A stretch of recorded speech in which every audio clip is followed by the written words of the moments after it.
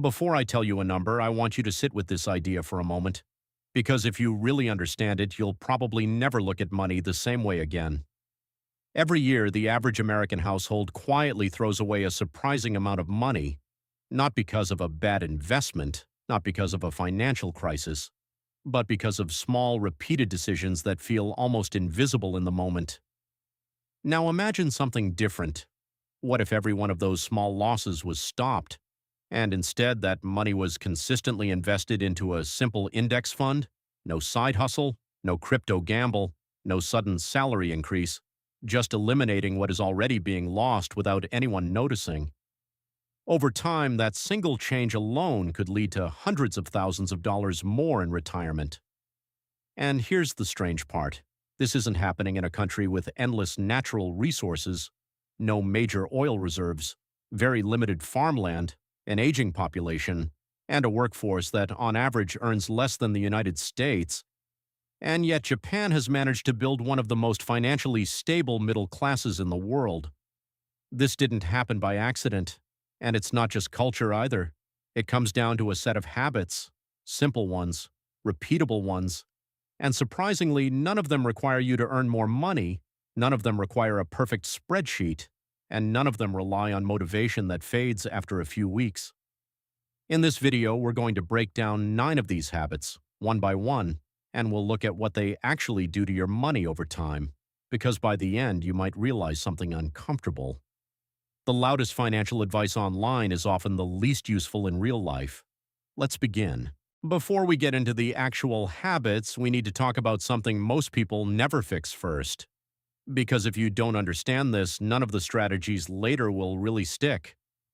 Most budgeting systems fail long before they ever become useful. In fact, a large portion of people never even start. And among those who do, most quietly abandon it within a few weeks. Not because they don't care, but because of how the system is designed. Today, many people don't actually track their spending manually anymore. They connect their bank accounts to apps that automatically categorize every transaction. On the surface, it feels like an upgrade. Everything is organized, everything is labeled, everything is tracked for you. But something important gets lost in that process. When an app categorizes your spending automatically, your brain stops participating in the decision. You buy something, the app logs it, and that's it. No reflection, no friction, no moment where you actually pause and ask yourself what just happened. That missing moment is the real problem, because financial awareness doesn't come from tracking numbers, it comes from making decisions. And when those decisions are automated, your awareness slowly disappears. There's a name for what's missing here. It's called cognitive friction. And usually friction is something we try to eliminate. We want faster apps, faster checkouts, fewer steps, less resistance. But when it comes to money, friction actually plays a very different role, because the easier it becomes to spend, the harder it becomes to notice that you're spending at all. And once spending becomes invisible, it also becomes uncontrollable. So here's the first idea you need to hold on to for the rest of this video. The goal isn't to find a better budgeting app. The goal is to reintroduce friction into your financial decisions. Just enough to make you pause, just enough to make you aware, just enough to bring intention back into something that has become automatic. Because everything we're going to talk about next is really just different ways of doing that. Rebuilding friction in a system that slowly removed it. And once you see money through that lens, the rest of these habits start to make a lot more sense. In 1904, a Japanese journalist named Hani Motoko created something surprisingly simple. It wasn't designed for economists, it wasn't designed for investors, it was designed for households, especially women at the time, who had very little financial control but still needed to manage money carefully. She called it Kakeibo. More than a century later, while budgeting apps, spreadsheets, and financial tools have come and gone, Kakeibo is still being used, And the reason is not complexity, it's the opposite. It's almost uncomfortable how simple it is. Here's how it works. At the beginning of each month, you write down just 4 things: your income, your fixed expenses, your savings goal, and what's left for flexible spending. That's it for planning. Then throughout the month, you manually write down every expense you make, and you sort each one into 4 categories: needs, wants, culture and self-development, and unexpected expenses. At the end of the month, you ask yourself 3 simple questions. How much did I actually save? What did I spend that was truly worth it? And what would I change next month? No dashboards, no charts, no automation, just a notebook and a pen.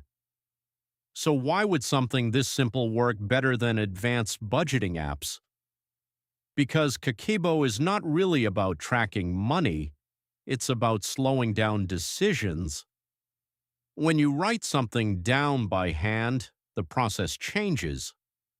A purchase is no longer just a transaction, it becomes a decision you have to acknowledge. For example, $20, want. That second word matters more than it seems, because now you're not just recording what happened, you're labeling it. And in doing that, you introduce a pause that doesn't exist in automated systems, a small interruption, a moment of reflection. And that moment is where behavior starts to shift. Now imagine this in real life. Let's say your monthly income is around $3,000. A significant portion of your spending probably falls into the wants category, not rent, not bills, not essentials, just everything extra. Now here's the interesting part. When people start writing every expense down manually like this, many of them naturally reduce want spending by 10 to 20%. Not because they force themselves to, but because awareness changes behavior. That alone can mean a few $100s saved every month. And over a year, that becomes several thousand. Over a decade, if invested, it becomes something much larger than a small habit ever should. But there's an important detail here. Kakeibo only works if you actually slow down. The moment it becomes automatic, the moment you stop thinking and just start logging, you lose the entire effect. Because the power of this system isn't in the notebook, it's in the pause. That tiny moment where you're forced to recognize what you're doing, and once that disappears, so does the benefit. There's another Japanese concept that at first doesn't look like it has anything to do with money, but it might be one of the most important ideas in this entire video. It comes from Okinawa, a region known for having one of the highest concentrations of people who live past 100 years. The principle is called Hara Hachi Bu. It simply means this: stop eating when you're about 80% full. Not completely full, not stuffed, just almost satisfied. On the surface, this is a rule about food, but underneath it's really about something else entirely. It's about knowing when to stop. In modern life, that idea feels almost unnatural because we're trained to finish everything. Finish the plate, finish the order, finish what we paid for, even when we don't need it anymore. And slowly, that mindset doesn't stay limited to food. It starts spreading into how we handle money. We don't just spend based on need, we spend based on availability. If money is there, it gets used. If credit is available, it gets filled. If income increases, spending quietly increases with it. This is what people often call lifestyle inflation. The more you earn, the more you feel you can spend. And before long, your financial situation doesn't actually improve. It just gets more expensive. Hara Hachi Bu interrupts that pattern. It introduces a simple but powerful idea. You don't have to use everything available to you, and financially that translates into something very important. Leaving space, a margin, A buffer you don't touch, because that space is what turns stress into stability. When an unexpected expense shows up, when something breaks, when life doesn't go according to plan, that margin is what prevents panic, not income, not status, just space.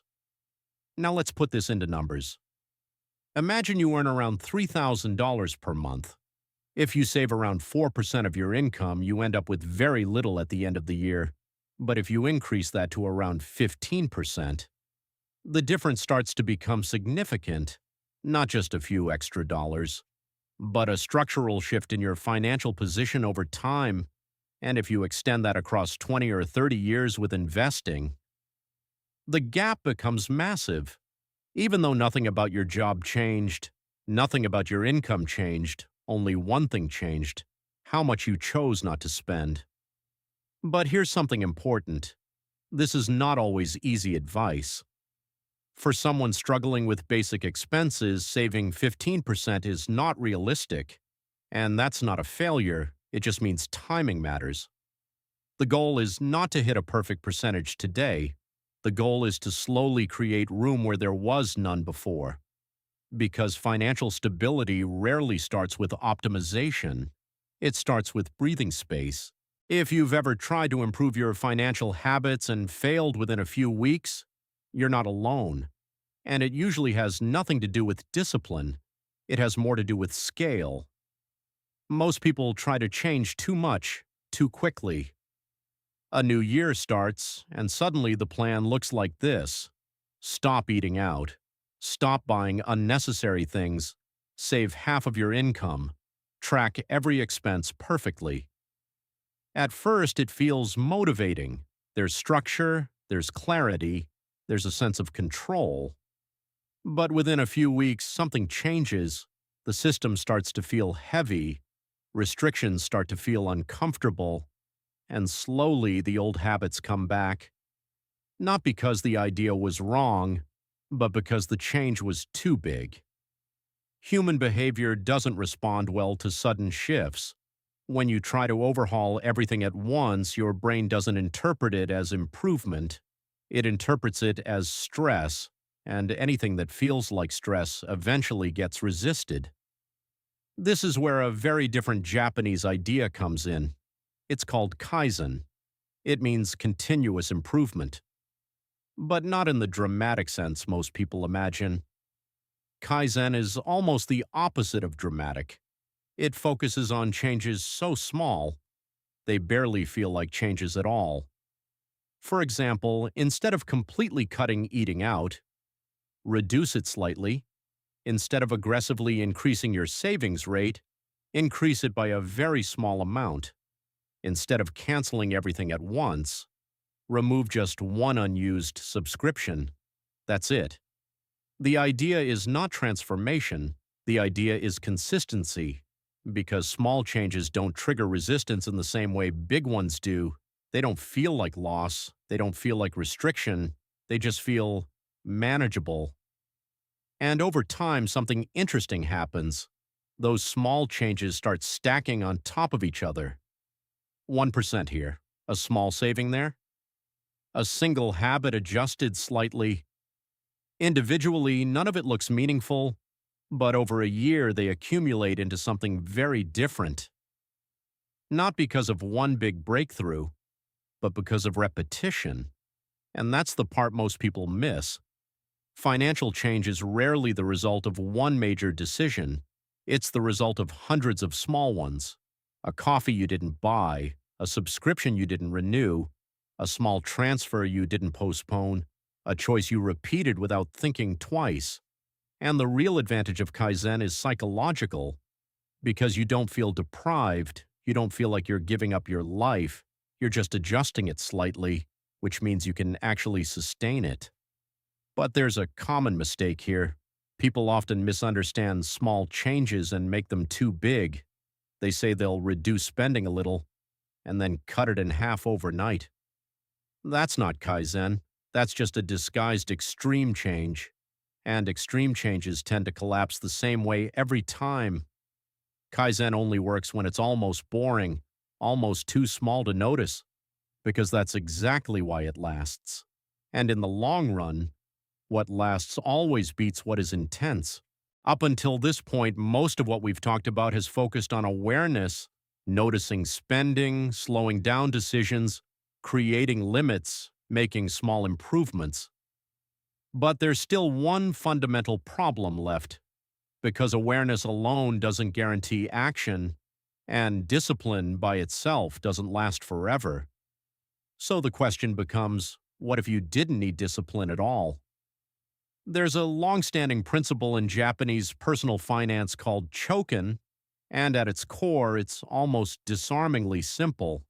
Pay yourself first, not after your expenses, not whatever is left at the end of the month.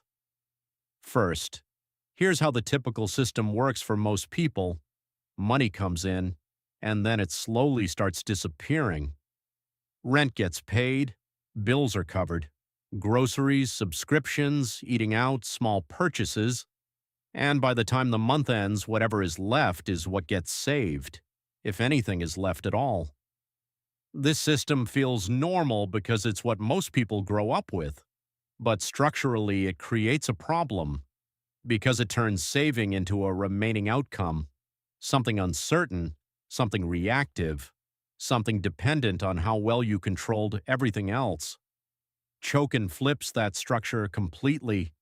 Instead of saving what's left, you remove saving from the equation before spending even begins. The moment your income arrives, a fixed portion is automatically transferred somewhere else, a savings account, an investment account, somewhere you don't casually access, and what's left becomes your real budget, not theoretical, not hoped for, actual money you can spend. This might sound like a small shift, but psychologically it changes everything, because now you're not trying to resist spending, you're simply not seeing that money in the first place, and what the brain doesn't see, it doesn't spend. Over time, something subtle happens. Your lifestyle adjusts, not because you forced it to, but because the available money has already been redefined. And this is where most people underestimate the system. They assume saving more requires more willpower, but in reality, it requires less decision-making. Let's make it concrete. Imagine someone earning around $3,000 a month after taxes. In a typical setup, they might save around 4 to 5% without a strict plan. Now imagine they automate 15 to 20% the moment their salary hits their account. No debate, no monthly decision, no emotional negotiation. At first, it feels restrictive, but after a few months, spending naturally adapts to what remains. And here's the key insight. People don't actually adjust their lifestyle to income. They adjust it to what is visible. Now extend that over years. The difference between saving a small percentage reactively and saving a larger percentage automatically is not just a few extra dollars. It becomes a completely different financial trajectory, not because income changed, not because luck changed, but because structure changed. And that's the real point of Chōken. It removes saving from the category of behavior and turns it into a default setting. Because once something becomes automatic, it no longer depends on you being perfect. Before we end this video, there's one more idea that doesn't look financial on the surface, but quietly influences almost every spending decision you make. It's called Wabi-Sabi, and it comes from Japanese aesthetics. At its core, it's the idea that imperfection, aging, and wear are not flaws to be fixed, but signs of value and history. An old wooden table with scratches isn't something broken, it's something that has been used. A ceramic cup with a repaired crack isn't less valuable. It's more meaningful because it survived damage and repair. In most modern consumer culture, the logic is almost the opposite. A small scratch on a phone makes it feel old. A slightly worn pair of shoes starts to feel replaceable.